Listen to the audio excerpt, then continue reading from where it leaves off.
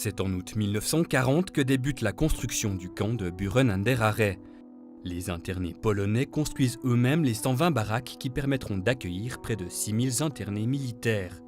L'armée suisse supervise les travaux. Fils d'un officier de l'armée suisse et habitant de Buren an der Aare, Martin Stutzer assiste à la construction de l'installation, puis à la vie dans le camp. Dans notre pays, nous n'avions aucune expérience de ce type. De voir tout d'un coup construire un camp pour 6000 personnes, nous ne savions pas comment cela devait fonctionner. Je pense qu'il y avait aussi de la peur. Il fallait compter avec le fait que certains Polonais pourraient vouloir fuir. Ils auraient pu vouloir y retourner. On entendait parfois des coups de canon dans le Jura. Certains pensaient « Maintenant que je suis ici, je ne fais rien, je n'ai rien à faire. En France, je serai utile. » Alors évidemment, on construit une barrière en barbelé autour du camp pour éviter les fuites. Si la Suisse craint que des internés ne s'échappent pour retourner au combat, c'est que cela pourrait attiser la colère des Allemands. Le camp prend très vite des airs de prison. Au centre trône un mirador. Les Polonais se sentent injustement oppressés. Durant les 3 premiers mois, les soldats ne savaient pas que faire. Ils étaient simplement là, coincés dans les baraquements. Ils ne savaient pas ce qui se passait, ils n'avaient pas de nouvelles du monde. En plus de cela, il faut bien l'avouer, le commandant des troupes de surveillance du camp était un peu chicaneur. Il voulait montrer qu'il était le chef. Tous les matins, à 6 heures, il faisait sortir les Polonais de leur baraquement par tous les temps pour faire l'appel. Et bien évidemment, ils trouvaient cela insensé. Dans ce contexte, la tension monte. Le 28 décembre 1940, les Polonais se révoltent.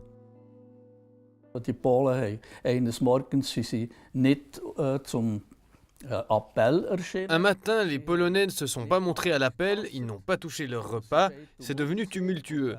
Le commandant du camp n'a pas su quoi faire et il a ordonné à ses soldats d'ouvrir le feu. Par chance, il n'y a eu que des blessés. Je ne sais pas ce qui se serait passé s'il y avait eu des morts.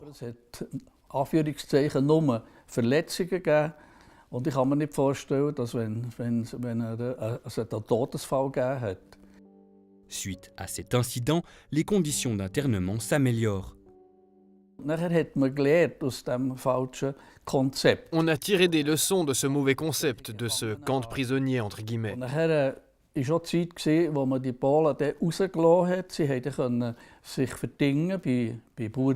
Les Polonais ont pu aller travailler chez les paysans, ils ont pu sortir du camp.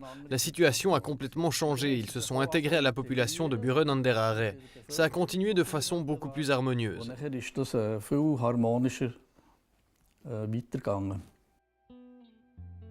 Les Polonais qui le souhaitent peuvent se rendre au village pour offrir leurs services aux habitants. La majorité des Suisses sont mobilisés et les Polonais se montrent rapidement utiles dans les champs.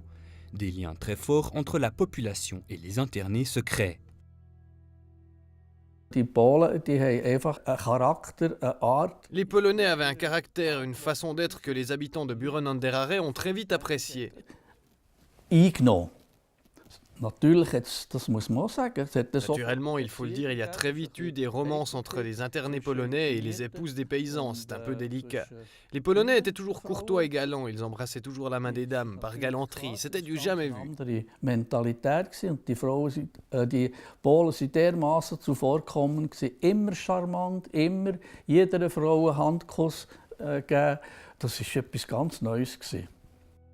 Les internés polonais peuvent finalement quitter la Suisse en 1942.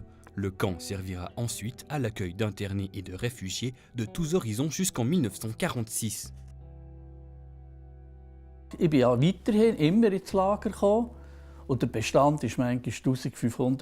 Je suis régulièrement revenu dans le camp. Parfois il y avait 1500 personnes et soudain il n'y en avait plus que 400.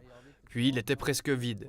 Parfois on a dû réduire le nombre de baraques, puis il a fallu reconstruire. La situation changeait tout le temps. J'ai rencontré beaucoup de personnes dans ce camp.